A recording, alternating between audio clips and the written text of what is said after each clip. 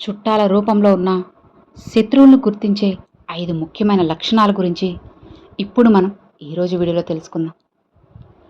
ఒక ఓడని ఒక్కసారి గమనించండి. సముద్రంలో వేల టన్నుల నీరు కలిసినా ఆ ఓడను ముంచలేదు. కానీ ఆ ఓడ ఎప్పుడు మునుగుతుందంటే ఆ నీరు దాని లోపలికి వచ్చినప్పుడు మాత్రమే.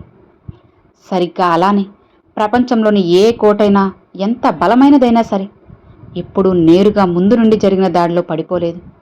ఒకవేళ అది కూలిపోయిందంటే దానికి కారణం ఆ కోట తలుపును లోపల ఉన్న మనవాడే ఎవరో ఒకరు తీయడం వల్ల.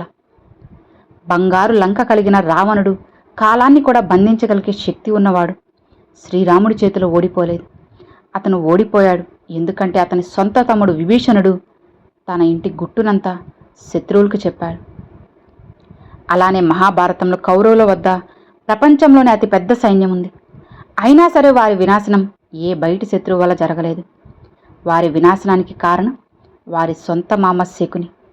అతను వారితోనే ఉంటూ లోలోపల వారి వేలను నరుక్కుంటూ వచ్చాడు. ఇక అలానే నేటి కలియుగంలో కూడా ఇదే కథ ప్రతి ఇంట్లో పునరావృతం అవుతుంది. అందరూ ఇలానే కూడా ఉన్నారు. నిజమే కదా, అందరూ ప్రతి ఒక్కరూ కూడా ప్రతి ఒక్కరి ఇళ్లలో జరిగే కథ ఇదే. అందరూ ఇలానే ఉంటున్నారు, ఇలానే నడుచుకుంటున్నారు కూడా. మనం ఈ ప్రపంచం అంతటితో పోరాడతాము, బయటి సవాళ్లతో పోరాడతాము, డబ్బు సంపాదించడానికి పగలు రాత్రి కష్టపడతాం. కానీ చివరకు మనల్ని ఎవరు ఓడిస్తారు? మనం ఎవరితో కలిసి ఒకే కంచంలో తింటామో ఆ మనిషే మనల్ని దారుణంగా అవమానిస్తారు. మనం ఎవరినైతే మన రక్తం మన బంధువు అని పిలుచుకుంటామో ఆ మనిషే మనల్ని మోసం చేస్తారు. ఒక సామాన్య గొర్రెల కాపరిని అఖండ భారత చక్రవర్తిగా చేసిన చాణక్యుడేమంటారంటే, శత్రువు కత్తి పట్టుకొని ఎదురుగా నిలబడితే అతను పోరాడడం సులభం, కానీ శత్రువు బంధువు రూపంలో కానీ నీ ఇంట్లో నీ సోఫాపై కూర్చుంటే అతని నుండి తప్పించుకోవడం దేవుడికి కూడా కష్టమే అని చెప్పారు. సో ఫ్రెండ్స్, మీరు ఎదుగుతున్నప్పుడు మీ సంతోషాన్ని చూసి సంతోషించని వారు ఎవరైనా ఉన్నారని మీకు ఎప్పుడైనా అనిపించిందా? మీ ముందు నవ్వుతూనే వెనక నుండి మీ వేళ్లను నరికేవారున్నారా? బహుశా అది మీ సొంత అన్నదమ్ములు కావచ్చు, మీ బాబాయి లేదా మామ కావచ్చు, లేదా మీ చిన్ననాటి ప్రాణ స్నేహితుడు కావచ్చు. ఇప్పుడు మనం ఈ వీడియోలో అలాంటి తాచు పాముల గురించి తెలుసుకుందాం. విందామా? మీ బంధువు కాదు అని దాగి ఉన్న శత్రువుని తెలిపే 5 ప్రమాదకరమైన సంకేతాల గురించి ఇప్పుడు విందాం. ఈ సంకేతాలు కేవలం సమాచారం మాత్రమే కాదు, ఇది హెచ్చరిక. ఈరోజు మీరు ఈ సంకేతాలను విస్మరిస్తే రేపు చాలా ఆలస్యం అయిపోతుంది. కాబట్టి ఇది ఆఖరి వరకు విని అర్థం చేసుకోండి. మొదటి సంకేతం అమితమైన తీపి మాటలు, అలానే గూఢచర్యం. అవును, ఏ శత్రువైతే అమృతం లాంటి తీపి మాటలు మాట్లాడతారో అతని మనసులో హాలాహలం లాంటి విషం నిండి ఉందని అర్థం. ఒక వేటగాడు జంతువుని వేటాడాలనుకున్నప్పుడు కర్ర పట్టుకుని దాని వెనుక పరిగెడతాడా? లేదు.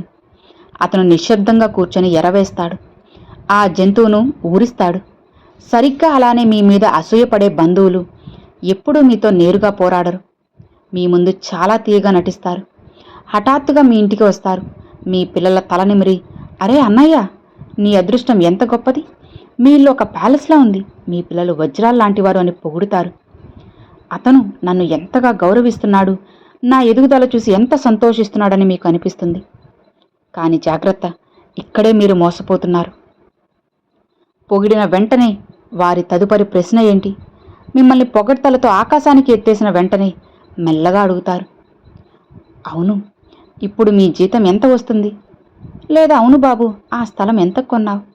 లేదా అరే వదిన గారు, మీరు అన్నయ్యకు మధ్య అంతా సజావుగానే సాగుతోంది కదా అని అడుగుతారు. ఈ ప్రశ్నలు సామాన్యమైనవి కాదు, ఇది గూఢచర్యం. వారు మీ మేలు కోరి పొగడ్డం లేదు, మీరు భావోద్వేగానికి లోనవ్వాలని పొగుడుతున్నారు. మనిషి బలహీనత ఏంటి అంటే తన పొగడ్త విన్నప్పుడు కరిగిపోయి తన మనసులోని రహస్యాలన్నీ చెప్పేస్తాడు. మీరు ఆ ఉత్సాహంలో, అవును, ఇప్పుడే 25 లక్షల లోన్ తీసుకున్నాను, బిజినెస్లో కాస్త రిస్క్ ఉంది అని చెప్పేస్తారు. సరిగ్గా వారు వినాలనుకున్నది ఇదే. మీరు అప్పుల్లో ఉన్నారని లేదా మీ ఇంట్లో గొడవలు జరుగుతున్నాయని తెలియగానే ఆ విషయాన్ని ఊరంతా చాటింపేస్తారు. మీ బలహీనతను మిమ్మల్ని తక్కువ చేయడానికి ఉపయోగిస్తారు. నిజమే, మీ ప్రణాళికలు, మీ ధనం, మీ ఇంటి లోపాలను ఎవ్వరికీ చెప్పొద్దు. వారు ఎంతటి సొంత వారైనా సరే, నిజమైన బంధువు అంటే ముఖం మీద చేదుగా ఉండే నిజం చెప్పేవాడు, మీ తప్పును వేలెత్తి చూపేవారు, మీ భజన చేసేవాడు మీ స్నేహితుడు కాదు, అతను మీ కాలయముడు. ఇలాంటి తీపి వ్యక్తుల ముందు ఎప్పుడూ మౌనంగా ఉండటమే మీ తెలివితేటలు. రెండవ సంకేతం, ఎగతాళి నెపంతో అవమానించడం. అవును, అవమానపడి బ్రతకడం కంటే చావడం మేలు.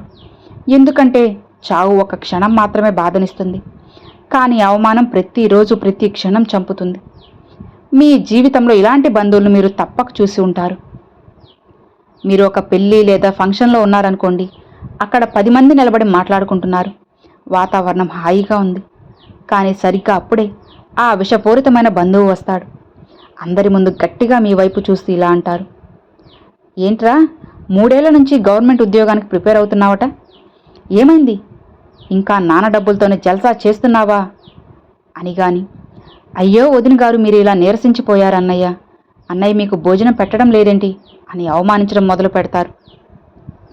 అయితే ఈ మాట వినగానే అక్కడ నలుగురు నవ్వుతారు, మీ ముఖం మాడుతుంది, సిగ్గుగా అనిపిస్తుంది.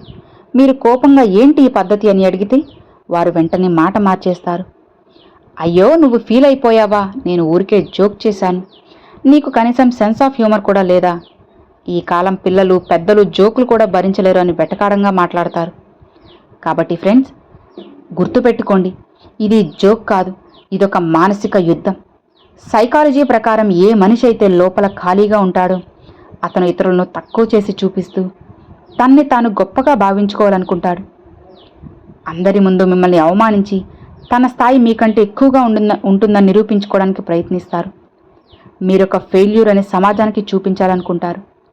ఎవరైనా బంధువు పదే పదే మీ బలహీనతలపై, మీ లావుపై, మీ నిరుద్యోగంపై లేదా మీ పేదరికంపై నవ్వుతున్నారంటే అతను మీ శ్రేయోభిలాషి కాదు, మీ శత్రువు అని తెలుసుకోండి. ఇలాంటి వారిని నోరు మూయించడానికే ఒకే ఒక మార్గం. తదుపరిసారి వారు అలాంటి జోక్ చేసినప్పుడు నవ్వొద్దు. వారి కళ్ళల్లో కళ్ళు పెట్టి చూస్తూ ప్రశాంతంగా ఇలా అడగండి, ఇందులో నవ్వాల్సిన విషయం ఏముంది, నాకు అర్థం కాలేదు, కాస్త వివరిస్తారా అని మీరు గంభీరంగా మారగానే వారి నవ్వు వారి గొంతులోనే ఆగిపోతుంది. భయపడతారు. గుర్తుపెట్టుకోండి, ఇలాంటి వారిని మీ ఇంటి గడప కూడా తొక్కనివ్వద్దు. మూడవ సంకేతం, మీ అపజయంపై దాగి ఉన్న సంతోషం. అవును, ఒకవేళ మీరు దుఃఖంలో ఉన్నప్పుడు మీ పక్కనే ఉండి దుఃఖిస్తున్నట్లు నటించే వ్యక్తి కళ్ళల్లో ఒక వింత మెరుపు ఉంటే అతను మీ అతిపెద్ద శత్రువు. మీరెప్పుడైనా పీతల మనస్తత్వం గురించి విన్నారా?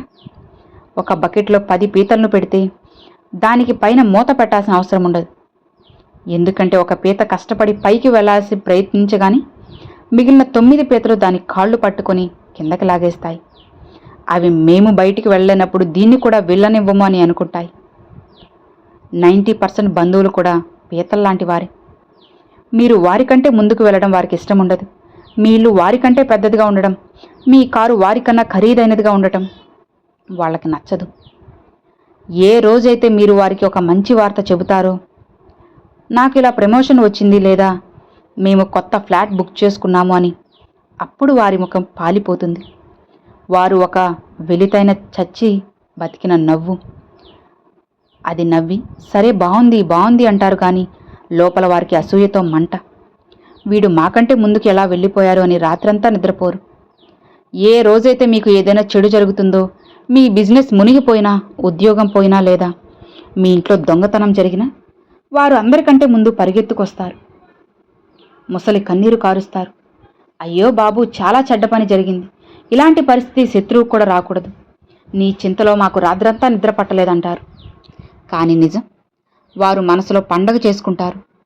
అమ్మయ్య, వీడు మళ్ళీ కింద పడిపోయాడు, ఇప్పుడు మా స్థాయికి వచ్చాడు అని వారు ప్రశాంతంగా ఫీల్ అవుతారు.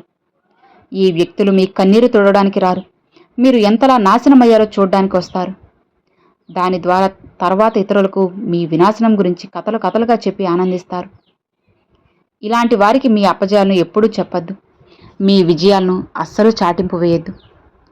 4వ సంకేతం, తప్పుడు సలహాలు ఇచ్చేవారు. అవును, దుష్టుడి సలహా బంగారు కుండలో ఉన్న విషం లాంటిది. అది పైకి చూడ్డానికి అందంగా ఉంటుంది, కానీ లోపల మాత్రం ఎంతో ప్రమాదకరంగా ఉంటుంది. శకుని మామ తప్పుడు సలహాలు ఇవ్వకపోతే మహాభారతంలో దుర్యోధనుడు ఎప్పుడూ ఓడిపోయేవాడు కాదు. మందర చెప్పుడు మాటలు వినకపోతే కైకేయి రాముణ్ణి అడవులకి పంపేది కాదు. ఇలానే ప్రతి ఒక్కరి జీవితంలో కొంతమంది బంధువులుంటారు. వారు మీకు కావాలనే తప్పుడు మార్గం చూపుతారు. వారు మీ మార్గదర్శకులుగా నటిస్తారు, కానీ నిజానికి మిమ్మల్ని గోతులోకి నెడతారు. ఉదాహరణకు మీరేదైనా కొత్త వ్యాపారం ప్రారంభించాలన్నా లేదా ఏదైనా పెద్ద రిస్క్ తీసుకోవాలన్నా ఉత్సాహంతో వారి దగ్గరకు సలహా కోసం వెళ్తారు. నేను ఉద్యోగం మానేసి సొంతంగా స్టార్టప్ మొదలు పెట్టాలనుకుంటున్నాను అని మీరంటారు. వారు మీ భుజంపై చెయ్యేసి నుదుటిపై చింతను నటిస్తూ, అయ్యో బాబు, పిచ్చివాడవా ఏంటి, వ్యాపారంలో ఏముంది, నేను ప్రపంచాన్ని చూశాను, ఇందులో రిస్క్ ఉంది, మునిగిపోతావు, రోడ్డున పడతావు, దీనికంటే ఏదైనా చిన్న ఉద్యోగం చూసుకో, ప్రశాంతంగా గంజిదాగి బ్రతకచ్చు. లేదా వారు మీకు ఎక్కడైతే నష్టం ఖచ్చితంగా వస్తుందో అలాంటి చోట డబ్బు పెట్టమని చెబుతారు. కాబట్టి ఇప్పుడు ప్రశ్న ఏంటంటే, వారెందుకు అలా చేస్తారు? వారికి నిజంగా మీ మీద చింత ఉందా? లేదు, వారికి భయం. మీరు రిస్క్ తీసుకొని సక్సెస్ అయితే మీరు వారికంటే పెద్ద మనుషులైపోతారేమన్న భయం. మీ కారు వారికంటే పెద్దదవుతుందని, మీ ఇల్లు అందంగా మారుతుందని వారి అహంకారం. అందుకే మీరు ఎప్పుడూ భయపడి ఉండాలని వారు కోరుకుంటారు. మీరు సురక్షితంగా ఉండాలని కోరుకుంటారు. కానీ అది వారికంటే కింద మాత్రమే. తెలుసుకోండి, సలహా ఆ మార్గంలో నడిచిన వారి దగ్గర లేదా నిజంగా మీ మేలు కోరే వారి దగ్గర మాత్రమే తీసుకోండి. ఇలాంటి భయపడే, అసూయపడే బంధువుల మాటలు విని మీ కళ్ళను చంపుకోవద్దు. మీ బుద్ధిని ఉపయోగించండి. ఎందుకంటే మీ గెలుపు వారి ఓటమిగా వారు భావిస్తారు. ఇక 5వది, అతి పెద్దది, ఆపదలో మాయమైపోవడం. అవును ఫ్రెండ్స్, నిజమైన స్నేహితుడు, నిజమైన భార్య, అలానే నిజమైన బంధువు ఎవరంటే నువ్వు ఆపదలో ఉన్నప్పుడు నీకు తోడుగా నిలిచేవారే. సుఖంగా ఉన్నప్పుడు తోడుగా ఉండేవారు వేల సంఖ్యలో దొరుకుతారు. మీ జేబు నిండా డబ్బులున్నప్పుడు, మీ ఇంట్లో పార్టీలు ఉన్నప్పుడు, మీరు విందులు ఇచ్చినప్పుడు ఈ బంధువులు అందరికంటే ముందు వచ్చి సోఫాలో కూర్చుంటారు. ఖరీదైన మందు తాగుతారు, మంచి భోజనం చేస్తారు, రొమ్ము విరుచుకొని అరే మనమంతా ఒకటే కుటుంబంరా, నీ బాధే నా బాధ అంటారు. కానీ ఏ రోజైతే మీకు ఆపద వస్తుందో, మీకు ఏదైనా ప్రమాదం జరిగినప్పుడు, మీ ఇంట్లో అనారోగ్యం వచ్చినప్పుడు, లేదా మీకు డబ్బులు అవసరం ఉన్నప్పుడు ఆ రోజు వారి ఫోన్లు స్విచ్ ఆఫ్ అయిపోతాయి. వారు మిమ్మల్ని మార్కెట్లో చూసిన దారి మళ్లించుకుని వెళ్తారు. మీరు వారింటికి వెళ్తే పనివారితో సార్ ఇంట్లో లేరని చెప్పిస్తారు. కుంటి సాకులు చెబుతారు. అయ్యో బాబు, నేను కూడా ఇబ్బందుల్లో ఉన్నాను, లేదా నువ్వు ముందే ఎందుకు చెప్పలేదు అని అంటారు. ఇది ఆఖరి పరీక్ష. ఇందులో 99% బంధువులు ఫెయిల్ అవుతారు. మీ కష్టకాలంలో మీ పక్కన నిలబడని వ్యక్తికి మీ సుఖంలో పాలు పంచుకునే హక్కు లేదా మీ విజయాన్ని జరుపుకునే హక్కు లేదు. అలాంటి వారిని మీ జీవితం నుంచి బయటికి విసిరేయండి. వారు ఎంతటి దగ్గర వారినా సరే ఆ క్షణమే వారిని బ్లాక్ చేయండి. ఎందుకంటే వారు బంధువులు కాదు, అవకాశవాదులు. కాబట్టి ఈ 5 సంకేతాల ద్వారా మీరు వెన్నుపోటుదారులను ఖచ్చితంగా గుర్తించవచ్చు. అమితమైన తీయటి మాటలు, అలానే గూఢచర్యం, ఎగతాళిలో అవమానించడం, మీ అపజయంపై సంతోషం, కావాలనే తప్పుడు సలహాలు ఇవ్వడం, ఆపదలో మాయమైపోవడం. కాబట్టి ఈ 5 విషయాలను గుర్తుపెట్టుకోండి. అర్థమైంది కదా? పాముకి పాలు పోస్తే అది విషాన్నే పెంచుకుంటుంది, అమృతాన్ని ఇవ్వదు కదా. అందుకే విషపూరితమైన బంధువులతో పోరాడొద్దు, వాదించొద్దు, వారికి నచ్చజెప్పడానికి ప్రయత్నించొద్దు. మౌనంగా దూరంగా ఉంటేనే మంచిది. అర్థమైంది కదా? ఈ వీడియో నచ్చితే లైక్ చేయండి, మరికొంతమంది మీ ఫ్రెండ్స్ అండ్ ఫ్యామిలీ మెంబర్స్కి షేర్ చేయండి. ఫస్ట్గా మన ఛానల్ చూసే వాళ్ళు సబ్స్క్రైబ్ చేసి సపోర్ట్ చేయండి ఫ్రెండ్స్. Thanks for watching.